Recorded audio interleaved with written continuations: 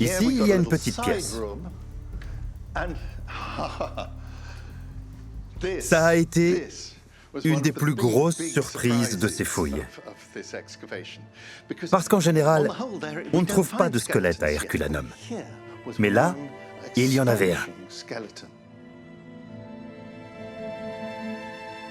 Très peu de corps ont été retrouvés dans la cité, à part ceux des hangars à bateaux. Sur celui de l'homme qui était ici, les chairs ont été vaporisées par la chaleur, comme les autres. Aujourd'hui, son squelette est protégé des éléments par du plastique. On remarque tout de suite qu'il était dans un vrai lit. On voit encore le cadre en bois. Nous sommes donc dans une chambre. Mais pourquoi était-il encore là? Alors qu'il y avait une énorme éruption dehors. Pourquoi n'a-t-il pas fui comme les autres? Andrew explore le reste du bâtiment, qui livre des indices sur l'identité de l'homme et les raisons de sa présence. C'est toujours formidable pour nous d'avoir une inscription qui nous donne une piste. Ici, ça commence par dire « consacré à Auguste ». Et puis, il y a une précision très intéressante concernant l'inauguration de l'édifice. Kenam Dederunt. Ils ont donné un dîner. Mais pour qui? Et voilà l'élément clé.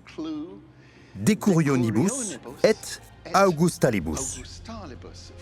Pour les décurions et les augustales. C'étaient les deux groupes les plus importants en ville. Ça devait être le collège des augustales.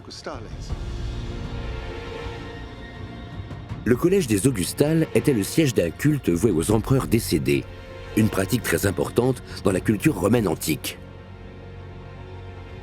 Cela peut expliquer la présence d'une victime encore dans son lit.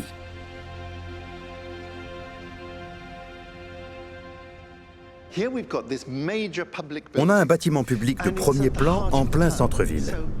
Il était important de veiller sur lui. Et c'est pour ça qu'on avait un gardien en permanence, qui dormait sur place.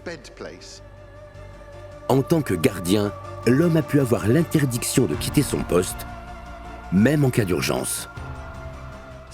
Peut-être qu'on lui a dit « tu restes là ». Le Vésuve est en éruption, mais tu restes là. Oui, chef.